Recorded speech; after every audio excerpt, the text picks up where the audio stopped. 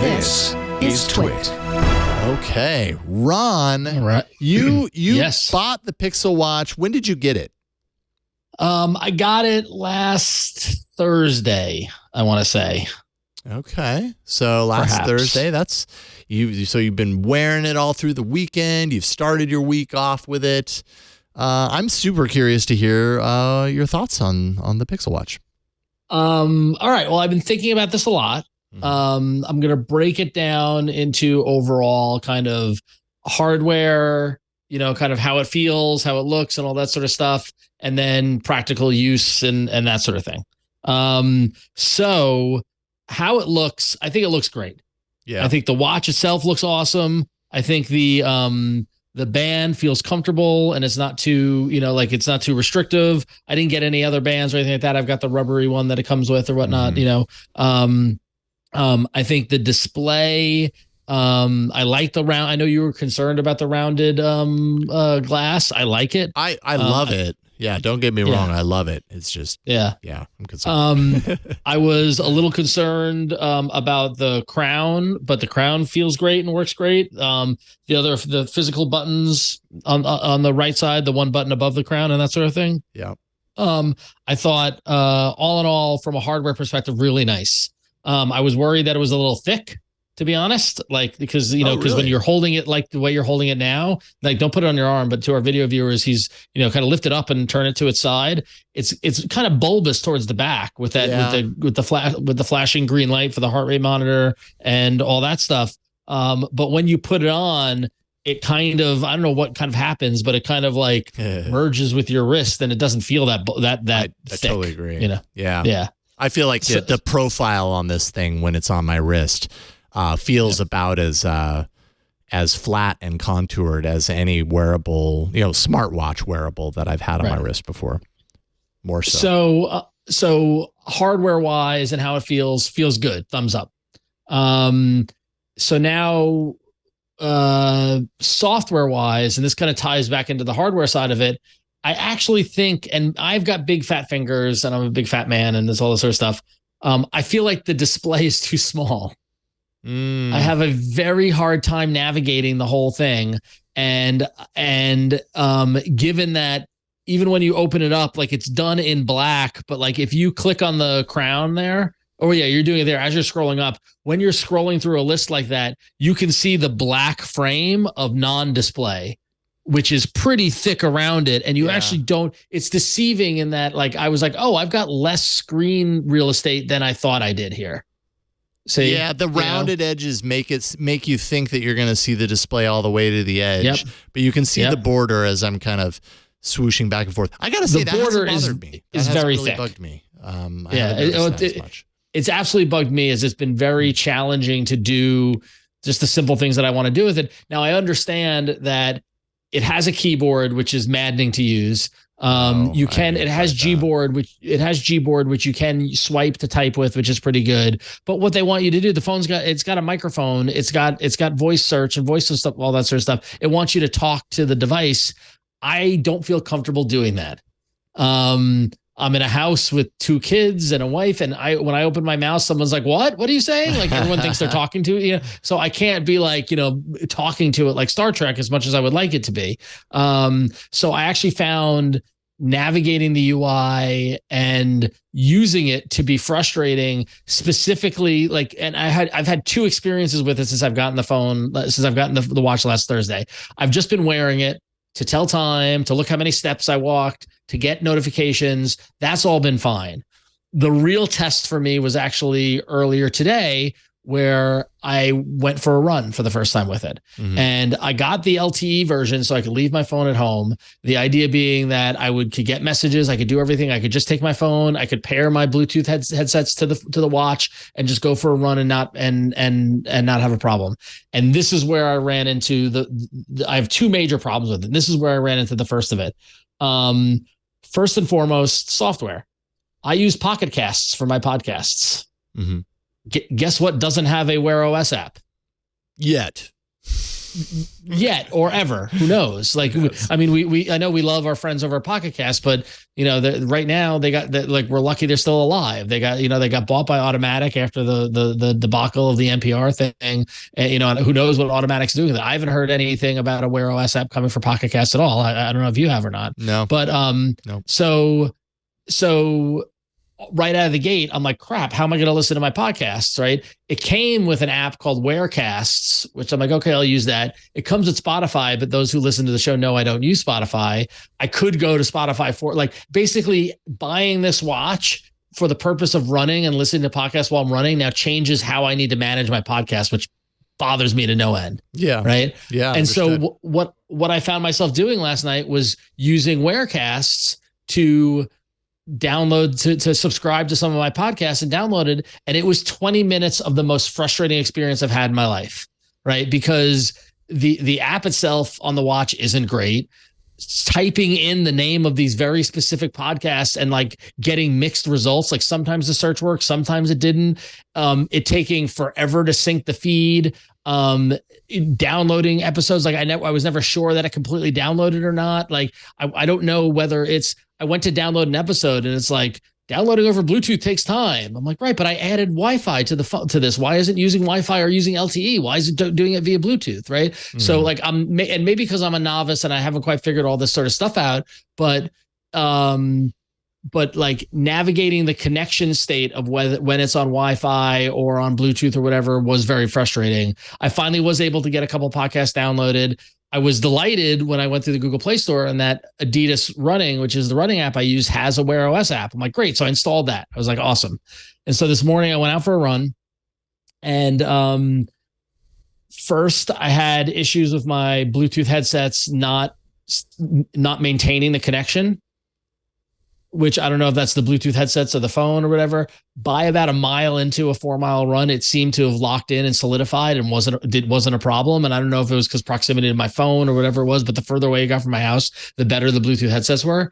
But I did run into the issue where it would just randomly stop playing the podcast or pause the run. And I don't know why. I don't know if it's because my sleeve was hitting the display or wind was hitting. Like, I don't know what thing was doing it, but I kept on stopping and starting because either the watch would buzz and the running app would tell me that it was paused. I'm like, why is it paused? or the podcast would stop playing, which I think because it was still down, because I downloaded a 3-hour episode of Turned Out a Punk. And I think it was progressively downloading very slowly and I was catching up with it. But then finally about halfway through the run, everything was working. I was listening, I was running, it was all fine. And then I got, I did a 4-mile run this morning. I checked the watch to see how far I was a little after 3 miles.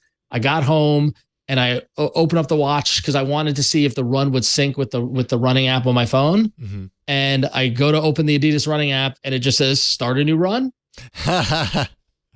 Oh, I love that. Isn't that fun? And so then I was like, oh God, did the app crash? Did it restart? What happened to all the data that I just got or whatever? When I got into the house, I did see that it synced. It logged the run, but I couldn't see it on the watch, but it did sync to the app.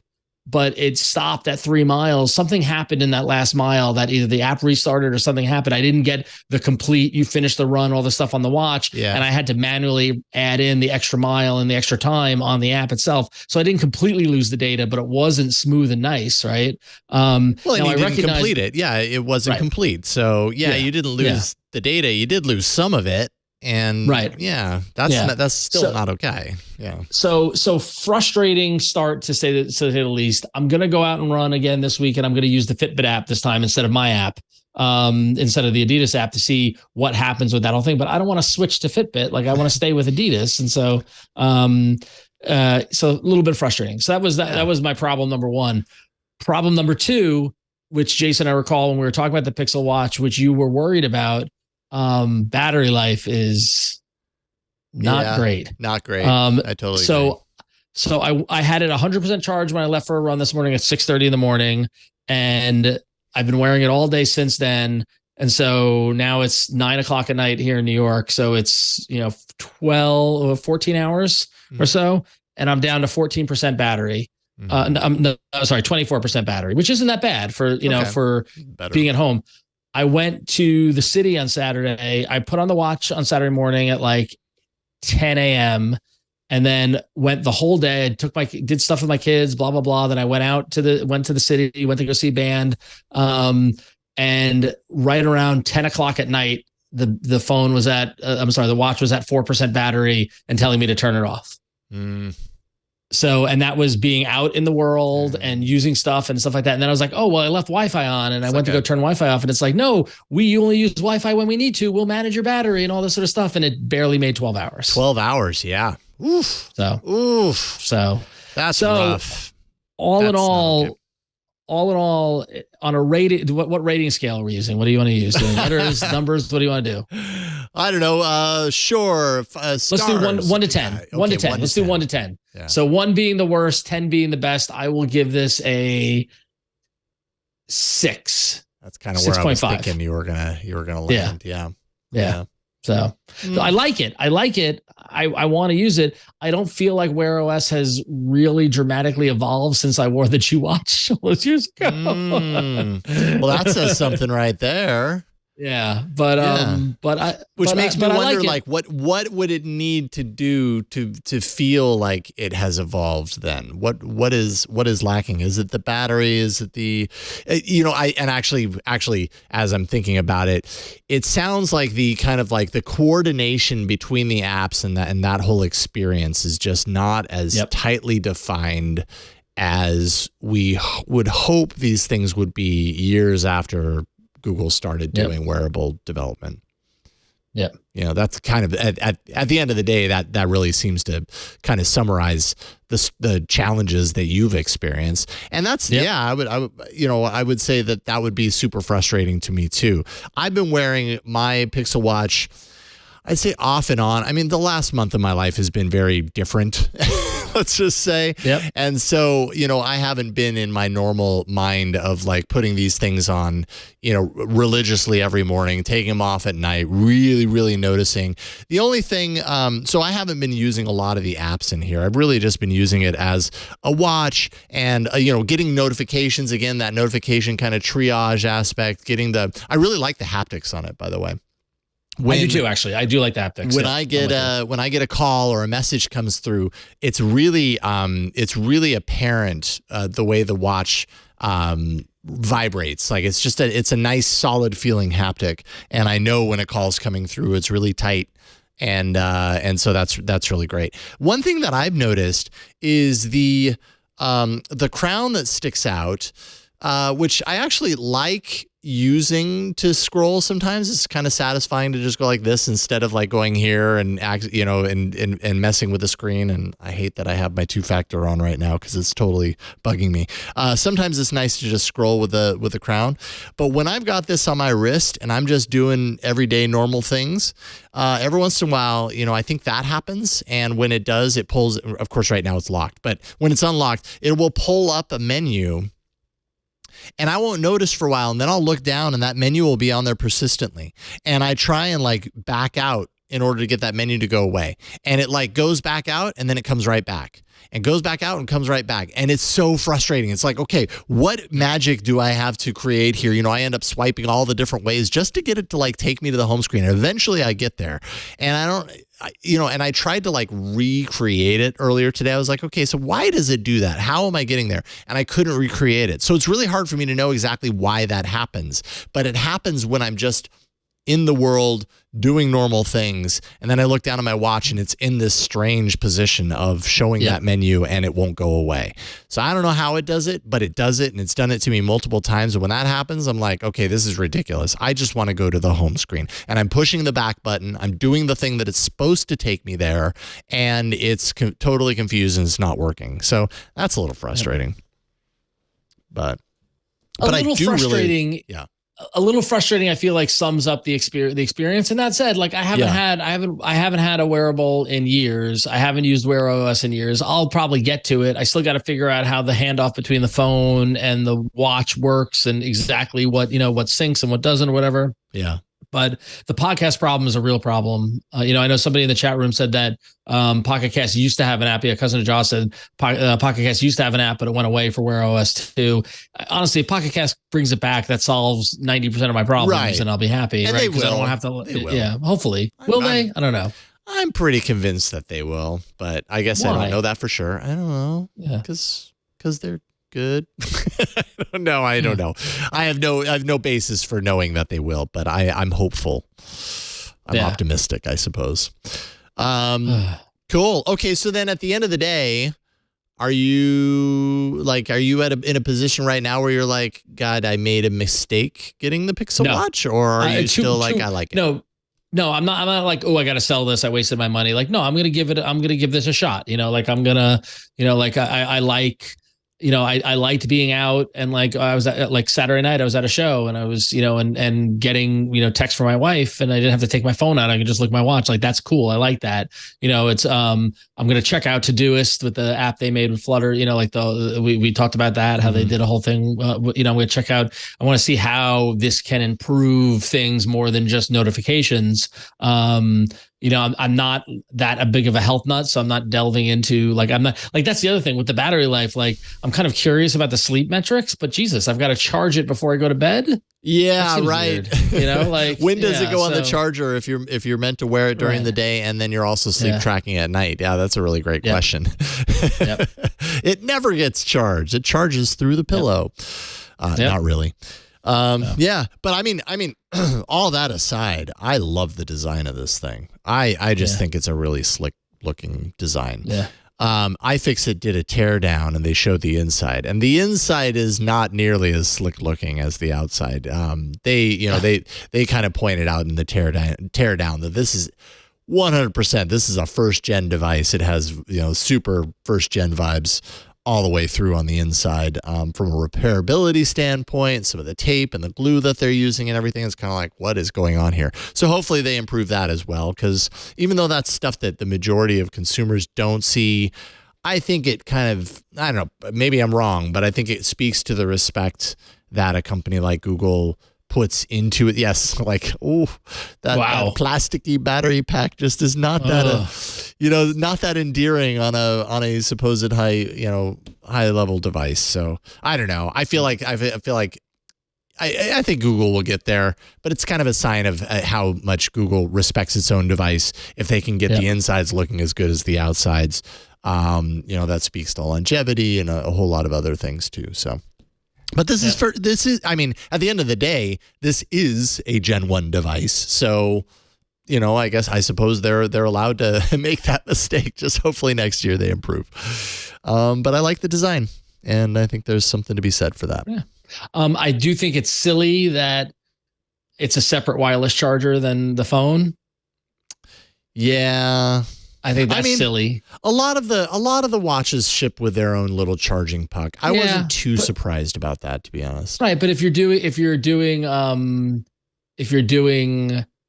Pixel kind of unified kind of thing, make it work. Make it work. I understand it's different wattage, all this sort of stuff. I get it, but Right. Can I do reverse charging on my phone and set my watch on it and charge it? No, you can't. But that would be neat if you could. Get there. Yeah. No, but overall, I'm not regretting the purchase. If anything, if I can work out my kinks and get a feel, it's going to be, it's going to plus up for me by not having to take my phone out on runs. And that's why I got it. So, we'll check back in a month to see if it's got to the point where I can't live without it. So, yeah. Scooter X points out you can charge your Pixel Buds with your Pixel Watch charger. So there's a little bit of synergy, I suppose, for whatever that's worth. There you go. Don't miss All About Android every week. We talk about the latest news, hardware, apps, and now all the developer-y goodness happening in the Android ecosystem. I'm Jason Howell, also joined by Ron Richards, Florence Ion, and our newest co-host on the panel, Wen Tu Dao, who brings her developer chops. Really great stuff. We also invite people from all over the Android ecosystem to talk about this mobile platform we love so much. Join us every Tuesday, All About Android on TWiT.tv.